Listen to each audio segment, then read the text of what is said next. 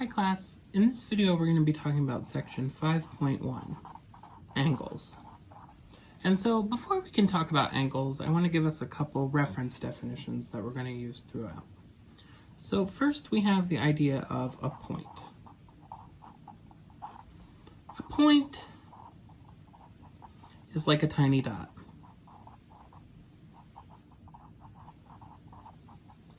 It has no size or shape.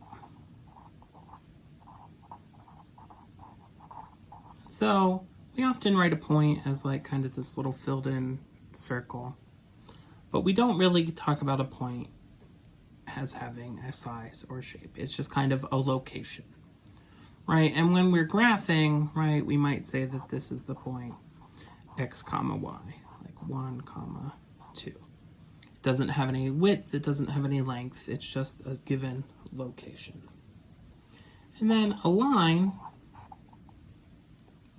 is like an infinitely long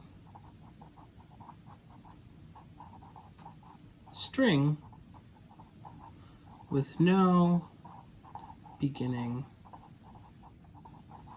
or end. And so we often write it kind of like this, right? And so if we think of our Cartesian coordinate system, both of our axes are lines, or we might draw another line somewhere on that coordinate grid. A line is infinitely long, but has no thickness. So if we're somewhere on a line, we can move left or right, but we can't move up or down. And a line is made up of infinitely many points.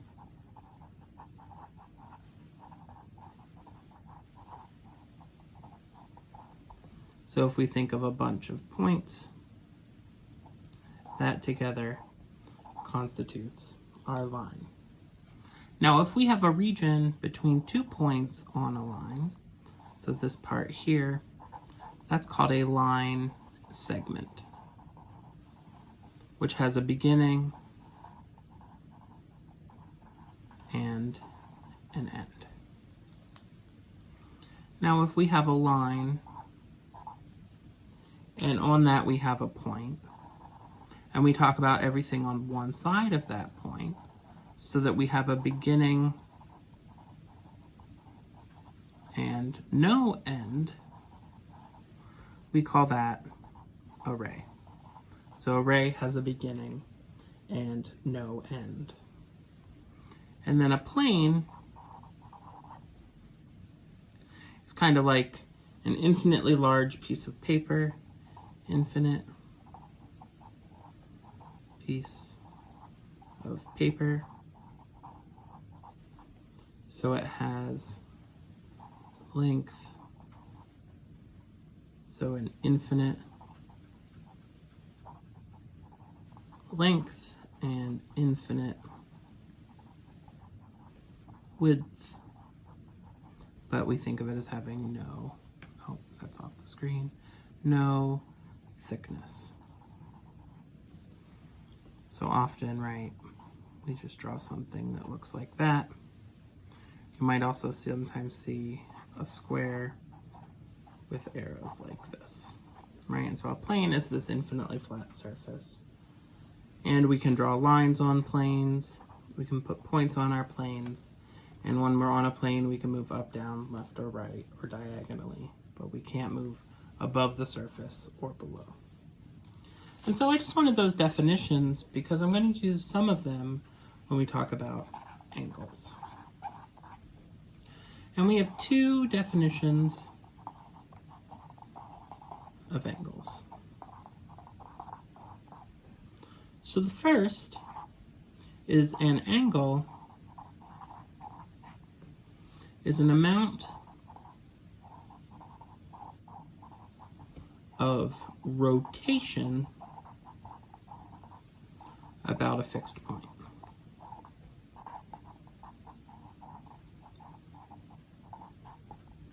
right? So if we have some point here, and suppose we have another point here, and we rotate it a certain amount to here, if we would kind of connect these, this is the angle. Is the amount of rotation about this fixed point. And then our other definition is, suppose you have two rays with a common endpoint.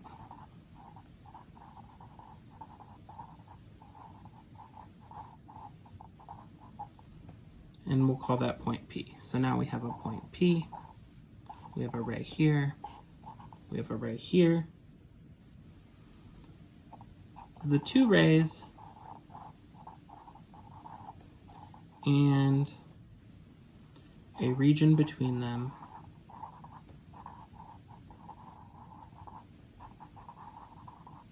is called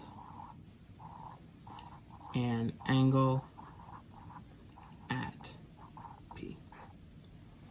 So we can either think of an angle as amount of rotation about a point, or we can think of it really as these two rays and the distance between them. Right, and of course, if you think about the amount of rotation to get this first ray up to the second, you can see how these two definitions are more or less equivalent. Now, we define degrees, so we need a way to measure an angle. So degree measure. So we define degrees in reference to one full rotation counterclockwise,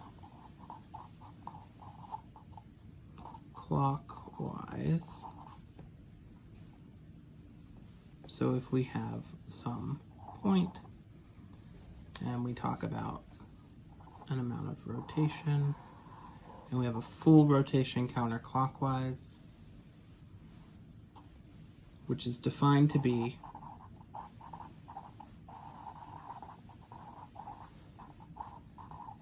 (360 degrees).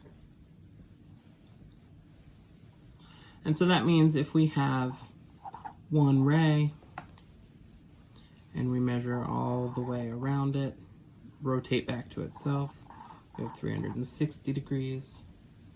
If we have two rays that are opposite, this half turn is 180 degrees. If we have a quarter turn, we have 90 degrees. And if we abstract that down, that means if we go 1/360th of the way, we get 1 degree. And so remember I said that our rotation is counterclockwise. So clockwise rotation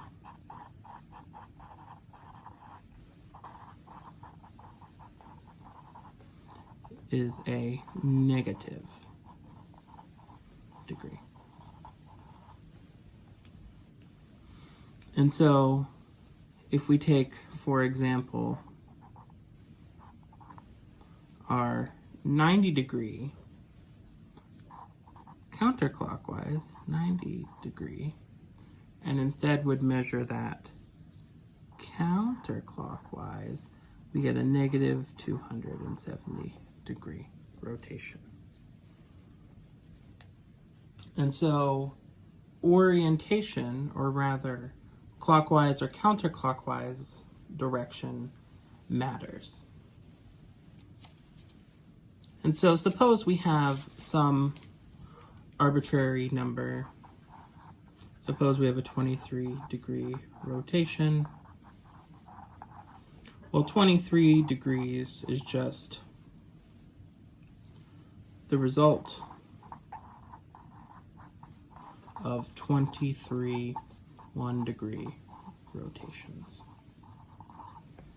So if we say that's 23 degrees,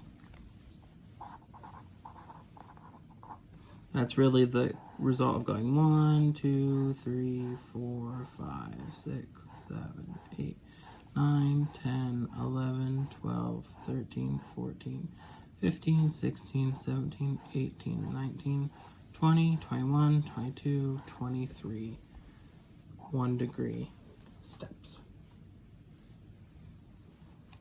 And so what we do is we classify angles based on their measure. So when it comes to classifying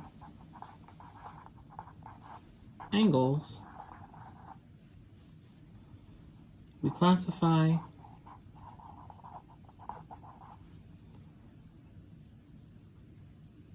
an angle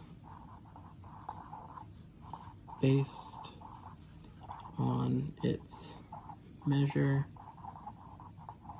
in degrees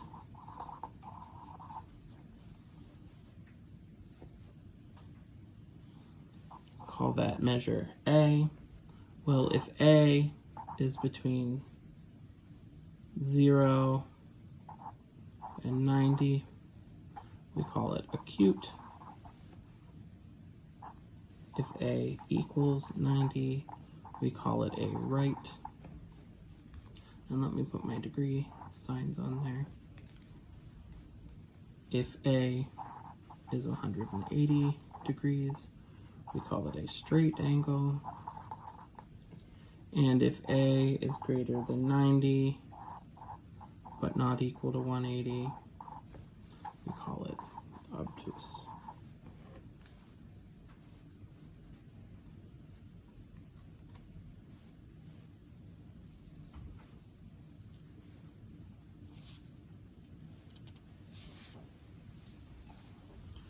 So if we look at our coordinate plane, our friend the Cartesian coordinate plane,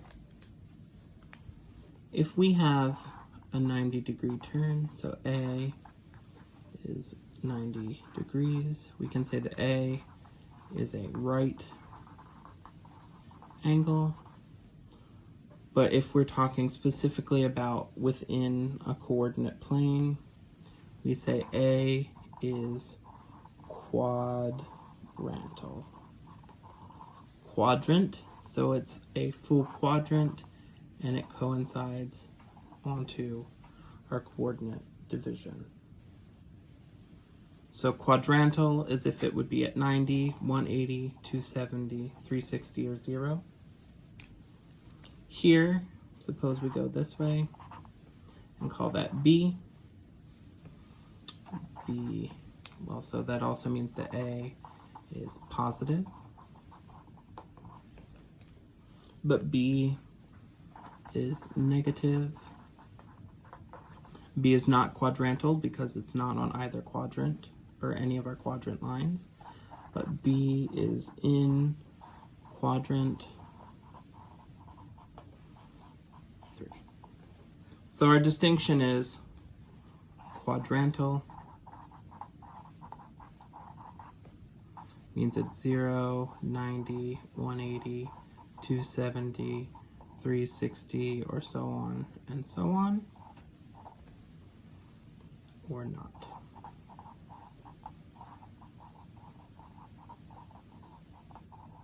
At which point we can say which quadrant it's in, whether it's quadrant 1, quadrant 2, quadrant 3, or quadrant 4. And remember, we number those as 1, 2, 3, 4.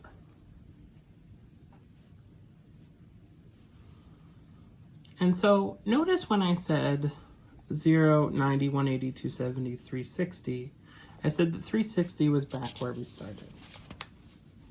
So we have this notion of coterminal angles. So suppose I have this angle from here to here, and we'll call that A. But now suppose I go all the way, oh, I wish I'd gone further over and back up. And we'll call this one angle B from this point to this point by going around a full circle. We say, trying to decide what color I want, angle A and angle B are coterminal if they have the same initial and terminal sides. So maybe if I, instead of drawing it that way, I draw it this way. This is A. And then similarly,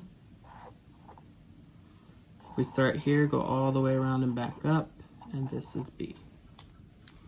A and B are coterminal.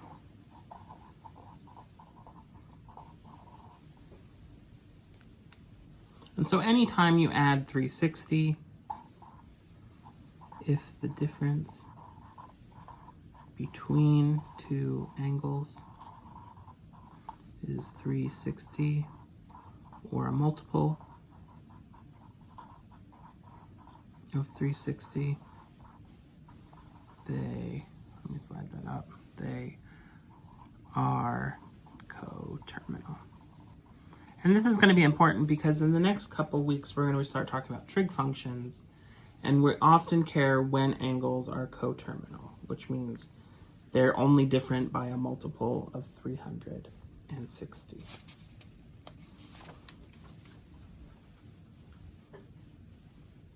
And so even when angles don't start and stop at the same place, but instead share one of the two, we often care about describing that relationship.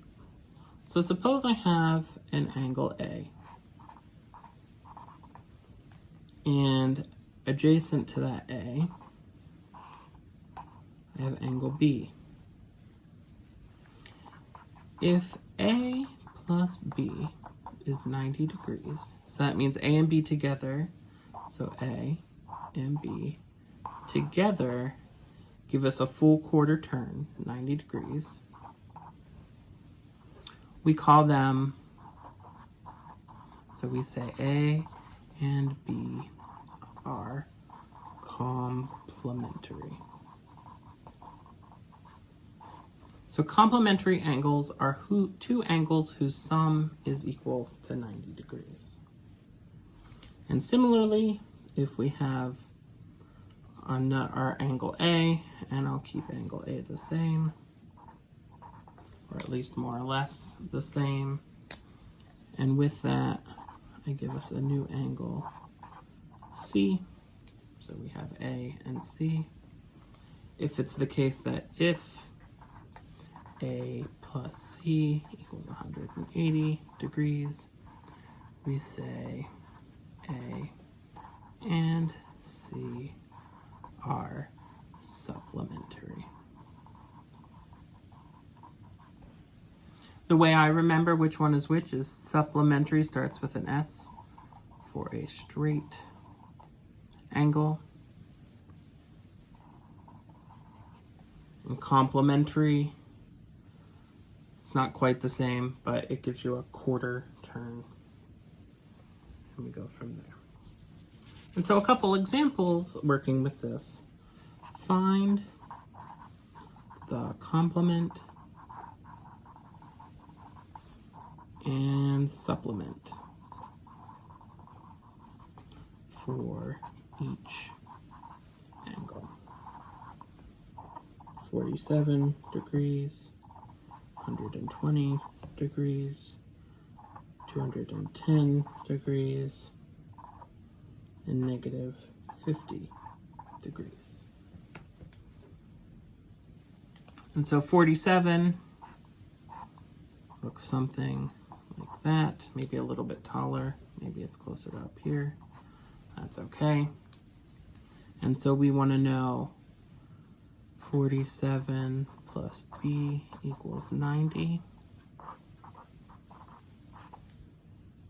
Subtract that 47 over, and B is 43 degrees.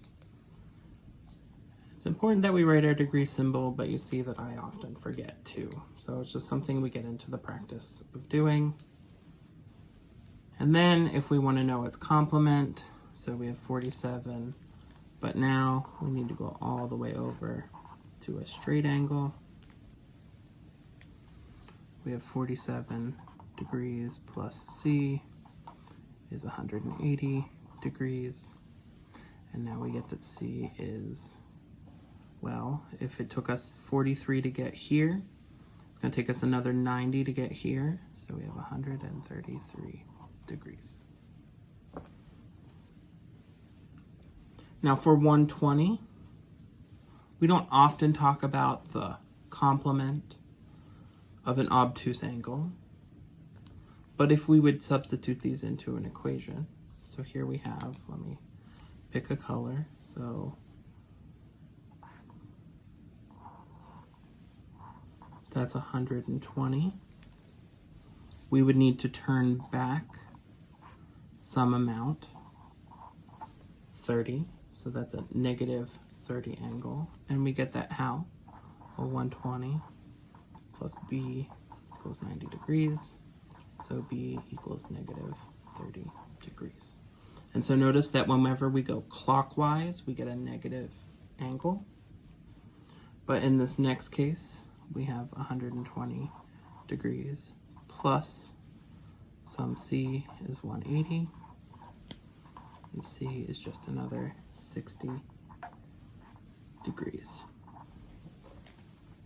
So I would say it's important that we go ahead and we always draw a picture so that we can make sense of what's happening. But then we can also use our algebra to solve and see if it makes sense. Now some textbooks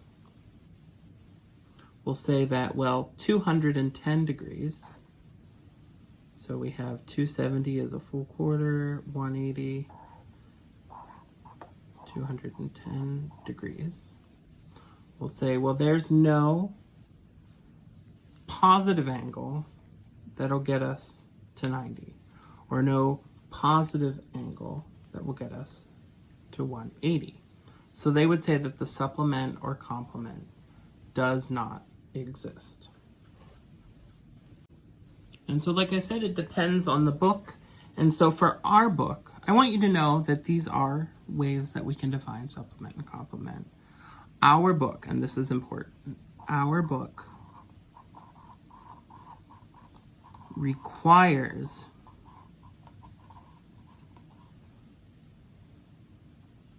I have two E's there. I was like, that looks like a not word. That E's not there. Requires that B and C be positive. So that means in our book, since 120 is greater than 90, no complement exists. And here for 210, since 210 is greater than 90 and 210 is greater than 180, no supplement exists. Well, what about our last example, negative 50 degrees? So on our last slide page, remember I said that B and C must be positive.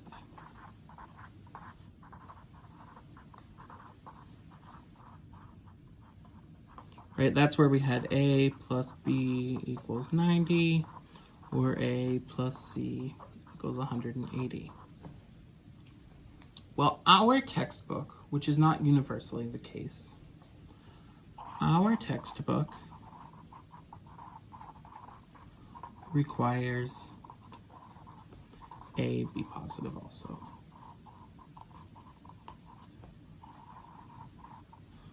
So while it's true that negative 50 plus 140 equals 90, right? This would be a b that's positive. So while that's true, negative 50 has no complement because negative 50 is negative. And likewise, negative 50 has no supplement because negative 50 is negative. So if we have a plus b equals 90, or a plus c equals 180, we must have a, b, and c all positive.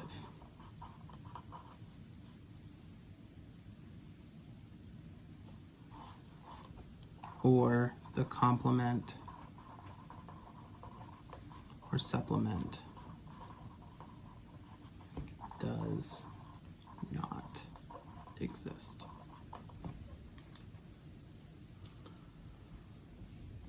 Now, I have one other thing to talk about with degree measure, or at least measurement of angles. So we said degree measure meant that a full rotation counterclockwise was 360 degrees. Now we also have something called radian measure. Measure.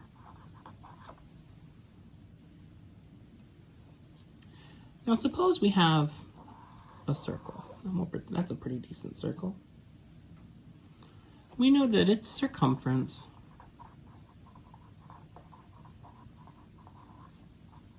is 2 pi r, where r, right, is the radius. Now, by definition, 1 radian is the angle that, I'm going to use a word we haven't defined yet, intercepts an arc with length equal to 1 radius. Now, what does that mean? Think of it this way. I have my radius, and I know its circumference is 2 pi r, which means my radius will go around 2 pi times, which is about 6 times. So if I mark that off from here to here as a radius, 2, 3, 4, 5, 6, and a little bit. A little bit. This is 1 radian, 2 radians, 3, 4, 5, 6 radians, and the whole rotation is 2 pi radians. So 360 degrees is equal to 2 pi radians, because we need 2 pi of our radius to get all the way around. And so that means we relatedly have 180 degrees is equal to pi radians. And so what we can do is we can work on working between our degree and radian measure. And the reason we do that mainly is in preparation for in a couple sections when we move on to trigonometry. We're going to use almost radians exclusively. So convert degree to radians. You might pause it here and work through these couple examples. 40 degrees, 210 degrees, and 330 degrees.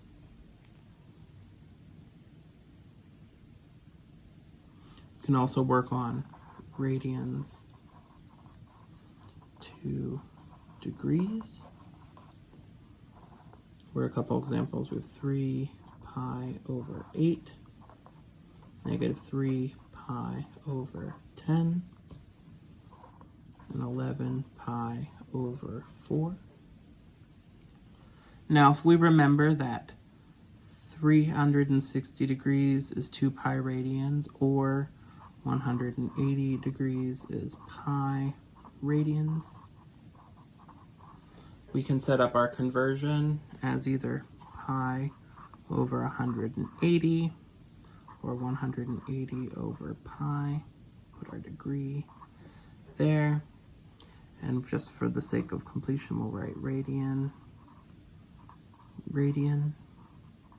And what we do to convert is we set up a conversion table. So we have 40 degrees. Well, if I want that degree to cancel, I need a degree in the denominator times pi, so that when we convert, those degrees cancel. And we get 40 divided by 180. 40 divided by 180.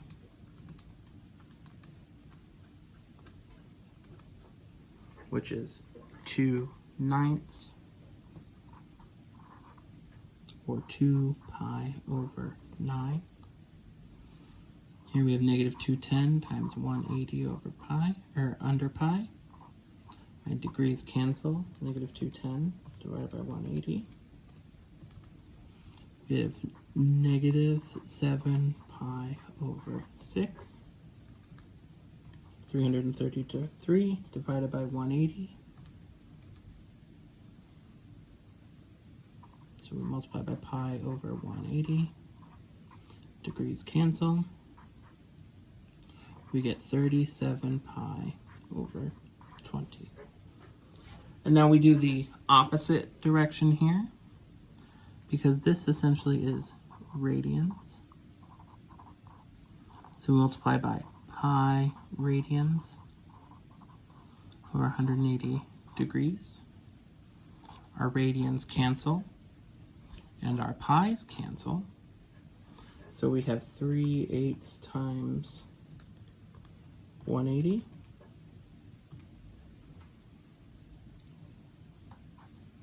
67.5 degrees. It's hanging off a little bit, so I'll move it over.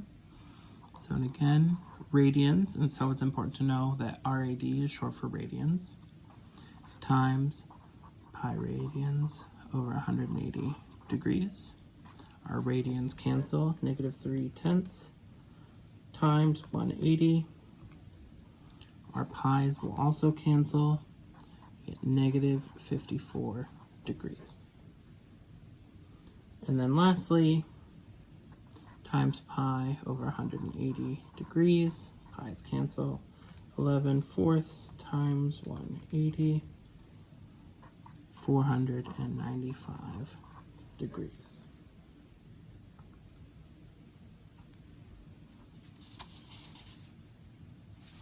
And we have one other type of problem to look at for today's video. Find the coterminal angle. The first ones we'll find between 0 and 360 degrees, negative 65 and 700 degrees, or between 0 and 2 pi, negative pi over 4, 16 pi over 3. And so, right, we can draw a picture just to make sense. So negative 65 looks something like that. And so we're looking for this degree that starts and stops at the same point. So here we can do 360 minus 65.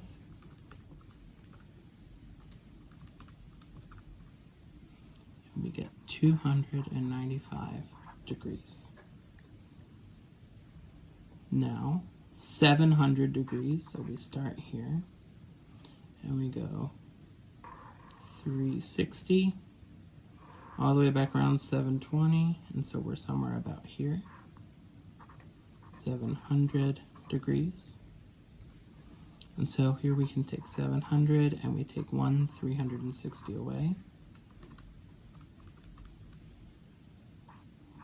340 degrees, which means from here to here is 340 degrees. So if our number is negative, we just add to it a full rotation. If it's greater than 360, you subtract full rotations off until we get a number between 0 and 360. Now the same will happen with negative pi over 4. Negative pi over 4. Also, how far do we need to go the opposite way? Well, we have 2 pi minus pi over 4, so we get a common denominator. 8 pi over 4 minus pi over 4 is 7 pi over 4. Here, 16 pi over 3. Well, 3 goes into 16 5 1/3 times, and so that's bigger than 2. So here we'll subtract 2 pi. So we have 16 pi over 3 minus 3 pi over 3. Nope. If I could multiply 3 times 2 is 6. 6 pi over 3. 16 minus 6 is 10 pi over 3. It's still bigger than 2 pi. And so 10 pi over 3 minus 6 pi over 3 is 4 pi over 3. And so that is between 0 and 2 pi. So we have 3 pi over 3, 4 pi over 3. 4 pi over 3. And that, being able to find coterminal angles, converting between degree and radians, keeping in mind that a full rotation of 360 degrees is the same as 2 pi radians, is what we need to know in terms of angles. I'll see you in the next video, everybody.